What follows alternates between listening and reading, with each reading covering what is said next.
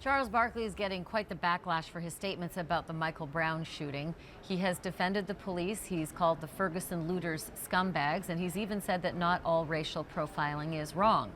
Joining me on the phone to talk about Barkley's stance is former Olympian John Carlos, who disagrees with Charles Barkley. You may remember Carlos from when he won a bronze medal back in 1968 and then did this, a significant gesture. He made the Black Power salute during the medal ceremony.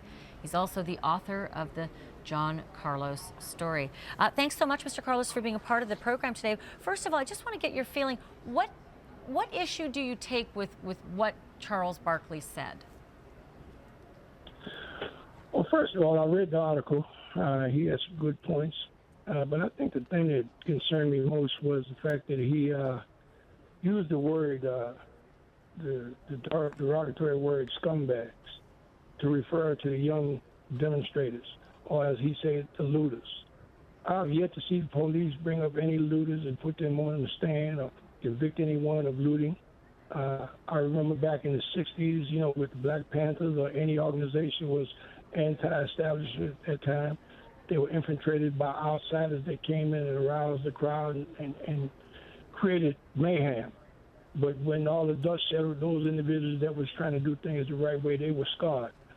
While Mr. Barkley calling these individuals scumbags and so forth, that doesn't help the situation. I think it hurts the situation. And I might add at the same time, if I was to smack Mr. Barkley upside his head today and come back and smack him upside his head tomorrow, and then the third day smack him upside his head, Mr. Barkley might think, well, I'm going to defend myself. But then he thinks, well, if I can smack him that many times, I might be able to do worse. So now I'm not going to do anything and try to defend myself. But that doesn't relieve the anger, the hurt, or the pain that I have. No one understands that. So I'll put my fist to the wall, or I'll kick the chair, or I'll slam my fist through a window just to release this frustration. And that's where the tyranny comes about, where people get frustrated and friction comes in. And when friction comes in, anything is possible. And Can I ask you something, though? Creates change. Mr. Carlos, maybe the term scumbags is pretty strident, but at the same time, I think there'll be a lot of people watching right now who agree with Charles Barkley that anybody who would set fire to someone's livelihood who has nothing to do with this story, or break in and steal all of their possessions, and we've looked at the pictures, there are dozens and dozens of people breaking glass and stealing people's goods. They are looting and they are smashing things. I mean, you don't defend them, do you? I understand what you're saying, Ms. Ashley, about what you're seeing there. But, I can look at pictures just the same as you can look at pictures. I can look at the pictures in Tulsa, Oklahoma. I can look at what happened in North Carolina as well, about properties being set on fire and people being murdered and so forth and so on. We all have this in our history. But like I say, frustration will bring about these things. So we can't just look at what's happening in this instance and saying that, black people are ridiculous to the point where we can't be seen anywhere other than the fact that we are associated with what's taking place in this situation.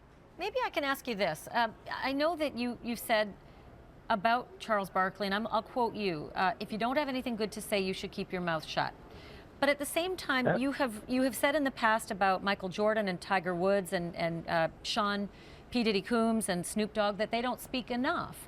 So is it just that Charles Barkley is speaking up but not saying what you agree with?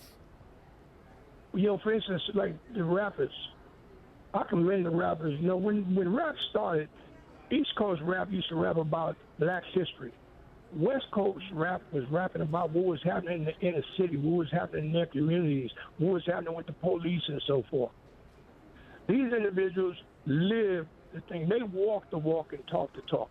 Charles Barkley didn't go through the ghetto. He don't live in the ghetto now. I don't think that Charles Barkley runs through the area when they have a crisis in that area. But neither does Michael Jordan or Tiger Woods or Puff Daddy or Snoop Dogg. I mean, those guys are, they're at the same economic levels as Barkley. And they go there. Michael Jordan might not go through there. Tiger Woods might not go through there. But Snoop Dogg, Ice Cube, all of those individuals came from that area, and I'm sure they still go back there, even though they're going up economically. Do you think it's fair that Charles Barkley's received this criticism, and there is ample criticism online, even calling him an Uncle Tom? Well, I don't think it's fair that Charles Barkley called individual scumbags.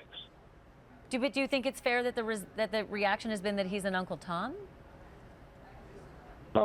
When you call an individual a scumbag and you don't know what the pain is, or you're not even sympathetic to the fact that these individuals are being slaughtered throughout this nation, and think there's not a problem with individuals getting killed, a 12-year-old kid get killed 10 seconds after the police get out of their car, individual come out of his building with his girlfriend walking down the staircase and get gunned down by the police in the stairwell, individual get choked to death in the streets of New York, or individual go to the police department and get a plunger stick stuck up his rectum, or these are atrocities that's taking place. And as I said, when no one concern themselves about your pain or your anguish, friction comes about. To reflect on the last 46 years, I knew, and I'm going to ask our producers to put the photo up of you with that iconic moment as you were receiving your bronze medal, and you did the Black Power salute, and you really suffered so much afterwards. You know, the endorsement potential, the competing in other games. There was just so much backlash to this. If you look over the last 4+ decades, is anything any better? Is everything worse? What's your assessment of race relations in the United States from the photograph I'm looking at to today? Well, I think cosmetically things are better. On the surface, things look better. But, you know, when you sit back and you think about the divide in terms of the wealthier are far more wealthier than they've ever been, the poor are far more poorer than they've ever been. When we have a president of the United States that's the first black president and then disrespected greater than any president in the history of the presidency, you know, I don't think that things have gotten better. I think things have cosmetically gotten better. They put a good surface up there, but I'm not concerned about the surface. I'm concerned about beneath the surface. I hope we get a chance to speak again. Been a big fan of yours, big admirer, and I really appreciate you weighing in today. Thank you so much, Joe Carlos. I'm a fan of yours as well, Ashley, and I hope next time I'm not fighting the flu and I can be there with you and Mr. Barkley live one day.